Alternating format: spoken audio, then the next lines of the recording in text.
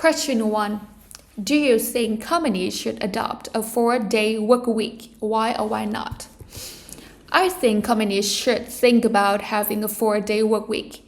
I feel this way for several reasons. The most important is that a 4-day work week can make people happier and is good for the company in the long run. Once my company tried a 4-day work week for the summer. We worked longer hours Monday to Thursday and had Fridays off. I wasn't sure at first, but it turned out great. I felt more focused and happy at work. Having Fridays off let me relax and spend time with family and friends. For the company, it could help keep employees happy and attract new ones. It might also make people work better since we have more time to rest.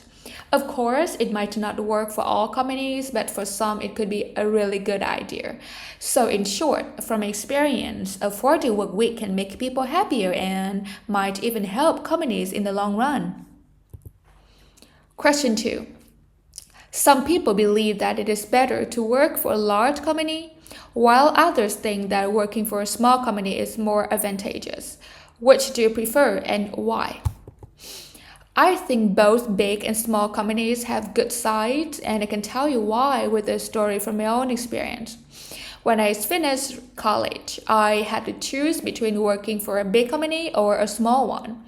I picked a small startup because I liked the idea of being part of a small team where I could make a big difference. Working at the startup was exciting. I got to do lots of different things and work closely with everyone. It felt like my work really mattered and I learned a lot very quickly. But after a couple of years, I wanted more stability and chances to grow, so I switched to a big company. There I had more resources and training opportunities. I also got to work on bigger projects, so both jobs taught me important things. At the startup, I learned about teamwork and creativity. At the big company, I learned about structure and how to grow professionally. So whether it's better to work for a big or a small company depends on what you're looking for.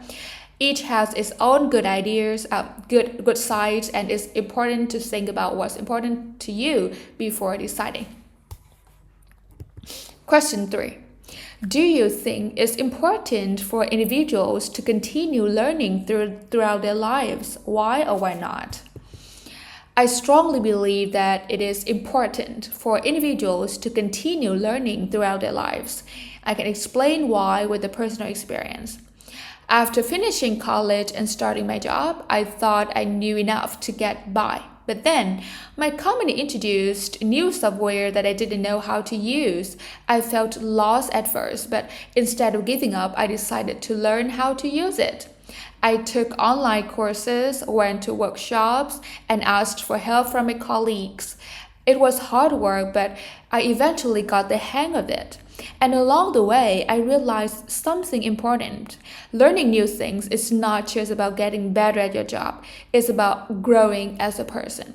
Since then, I've kept learning new things, and it's made a big difference in my life. It's helped me adapt to changes at work, and it's opened up new opportunities for me. In today's world, where things are always changing, I think learning new things is more important than ever. It helps you stay ahead and keeps life interesting. So yeah, that's why I think so. Question 4. Do you believe that art and music education are essential in schools? Explain your reasons. I think art and music classes are really important in schools. Let me tell you why with a story from my own experience. When I was in elementary school, I loved going to art and music classes. They were my favorite part of the week. In art class, we got to paint with watercolors, and I discovered how much I loved it. And in music class, I learned to play the recorder and later the guitar. These classes weren't just fun, they taught me a lot too. I learned about creativity, teamwork, and discipline. Plus, they helped me feel more confident and happy at school. But I've noticed that some schools are cutting art and music classes because of money problems. That's not good because these classes help kids in so many ways. So, based on my experience and what I've seen, I think art and music classes are really important for kids to have in school. Question 5. Should public transportation be free for everyone? Provide reasons for your opinion. I believe that public transportation should be free for everyone, and I can share personal experience to explain why. Growing up, I saw how expensive it was to take the bus or train in my city. As a student, I struggled to afford it. I saw others in the same situation. Once, I saw a group of elderly people trying to get to a doctor's appointment, but they couldn't afford the bus fare. It made me realize how hard it is for some people to get around. Making public transportation free could help a lot of people, especially those with less money, elder people, and people with disabilities. It would make it easier for them to get to work, school, or appointments. Plus, cities have made public transportation free, have seen good things happen. It reduces traffic and pollution, helps local businesses, and makes communities stronger. So, based on what I've seen, I think making public transportation free is a good idea. Question 6. Do you agree or disagree with the following statement? Technological advances have improved our world. Give specific reasons and examples to support your opinion. I agree that technological advances have improved our world, especially in education. I feel this way for some reasons. Most of all, technology has made education more accessible. Online courses and educational apps let people learn new skills and gain knowledge from anywhere. This is very helpful for people who live far away from schools or can't attend regular classes. For example, my cousin lives in a rural area with few schools nearby. Thanks to online learning, she could take advanced math and science classes that her local school didn't offer. She used educational apps and online courses to learn at home, and now she's doing really well in college.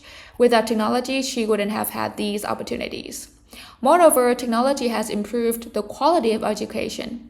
Digital tools like interactive whiteboards, educational software, and virtual labs make learning more interesting and effective.